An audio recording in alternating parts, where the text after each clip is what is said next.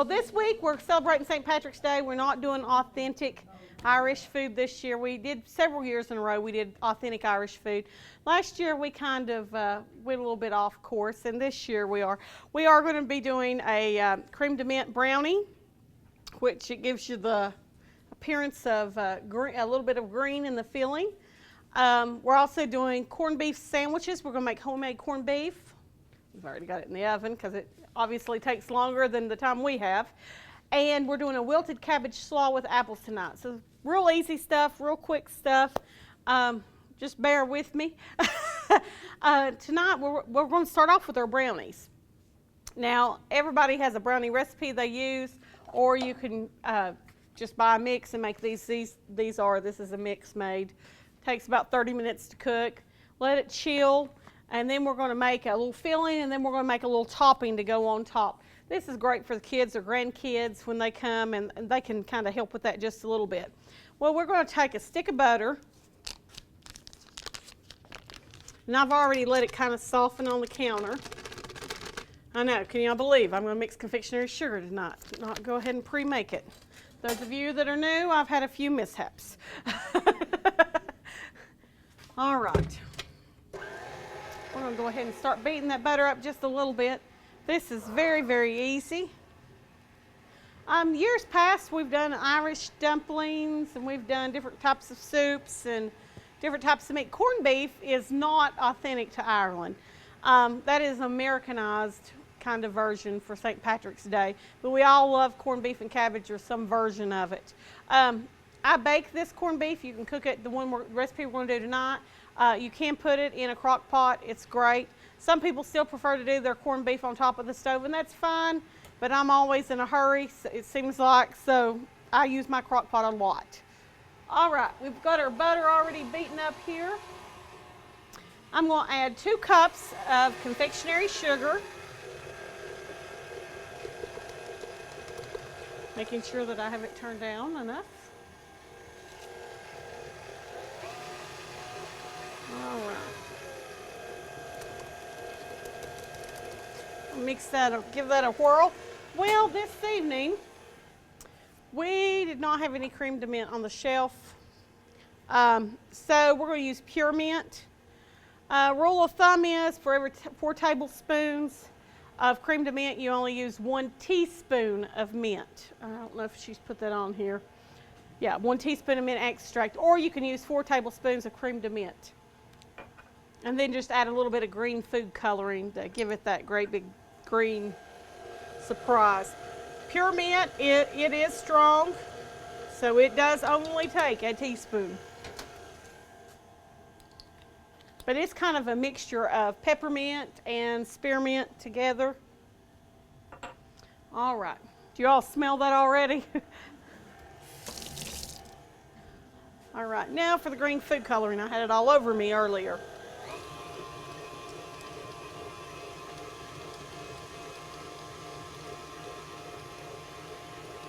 That's that whips. It smells so good. It'll make your house smell good too. Maybe that's what I need to put in the punch. That's what we were discussing earlier was I'm going to beat that real fluffy. Do what, dear? Yeah, she should have put a half a cup of butter. It's a whole stick of butter. Okay, so it's a half a cup. All right, we're almost there.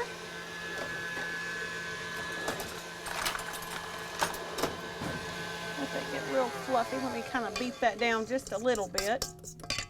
Get my confectionery sugar. Kind of finish beating that in.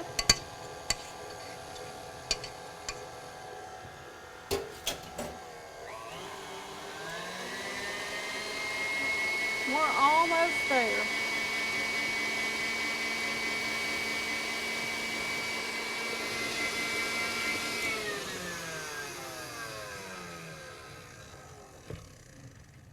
And this is a beautiful green. All right, so I've got my pre-baked pan of brownies. Let's throw this around just another minute. All right, and you can make this as green as you want to, but this is about the shade I like. Like I said, it's totally up to you. About everybody has food coloring at home. If you don't have creme de menthe, you can.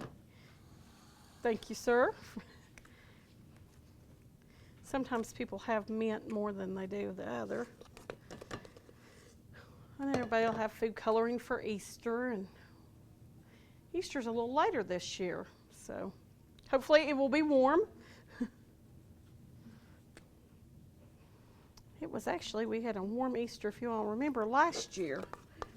All of a sudden it was a beautiful, beautiful Easter weekend. All right. Get the rest of this out here. We don't want to waste none of this. My favorite part of a meal is dessert. All right.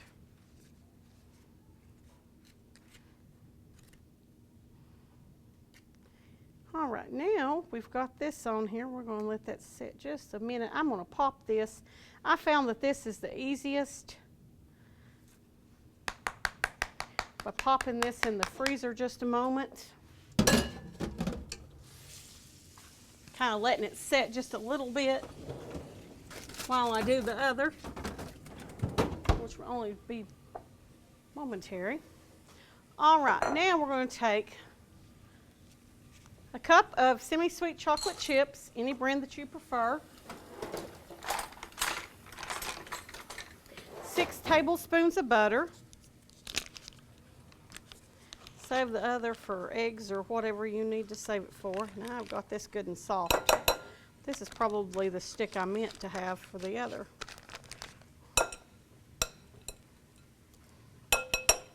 There we go. Put that right there. Always use that extra little pat of butter somewhere, potatoes or something. If you notice, I've already got green food coloring all over my hands. Again. All right, now it says that you can do this in a double boiler. I cheat nowadays. You can still make a double boiler with a glass bowl and a pot or 2 pots on the stove. I stick this in the microwave. This one, it works perfectly in the microwave. When you do get through, you can see a little bit of green poking through here. Let's see if I can cut us a brownie out real quick. And I need a plate, I believe. Let's see. I'm just going to cut a corner piece, or here we go. Thank you very much. I thought I was. And you have this beautiful little brownie. A simple brownie mix.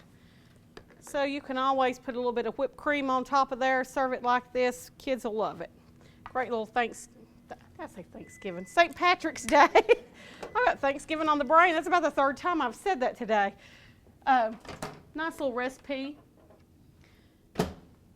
This part is really easy also. We'll just take this. Mix that together. Kind of stir that up.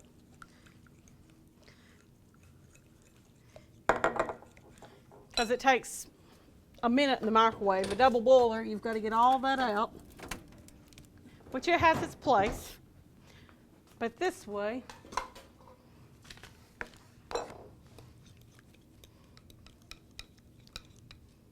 but if you take a few minutes and kind of let this green kind of settle and get a little firmer in the freezer, it does spread a little better. This is not too bad. And you can do this, in steps. If you're in a hurry, you can make the brownies and freeze them ahead, or make them earlier in the day, or make them on the weekend. And it's hard to believe we're almost to St. Patrick's Day. I don't know. Christmas came and went so quickly. I said when you're a kid, You know, you're hoping for school to be out, you're hoping for Christmas break. When you're an adult, you just want it to slow down a little bit. Oh, it does. It goes by way too fast. All right. Then we just let these get firm, put them in the freezer, or just let them sit on the counter. I'm impatient, so I put mine in the freezer. Kind of knew I'd drop that. All right.